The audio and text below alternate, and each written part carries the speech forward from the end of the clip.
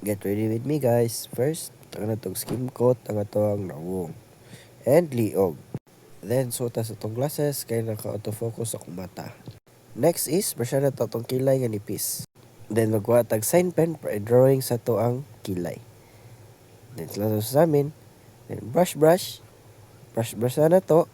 Lantaw sa amin. If pantay, brush na po. Then, drawing na po. Ano na? Then, kuha ta sa itong watercolor. Di na ito bas-on kay powder lang man ni siya. Ano na siya? Brush.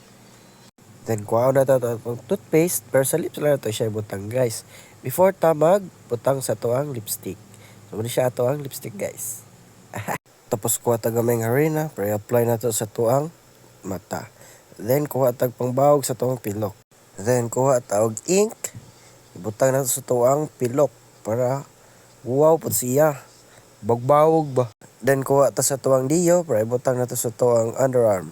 Tapos, uta sa itong borloloy, kwintas, bracelet, and ato ang engagement ring, and earrings. Then, bungkago na to itong buhok. Kaya butangan na to na itong virgin coconut oil. Virgin coconut tree? Or, ano ba ni? Then, sudlay, para inon gwapa. Then, suot din sa itong pamalakas ang coat. Sayang guys, wako yung napalit nga coat nga na hoodie.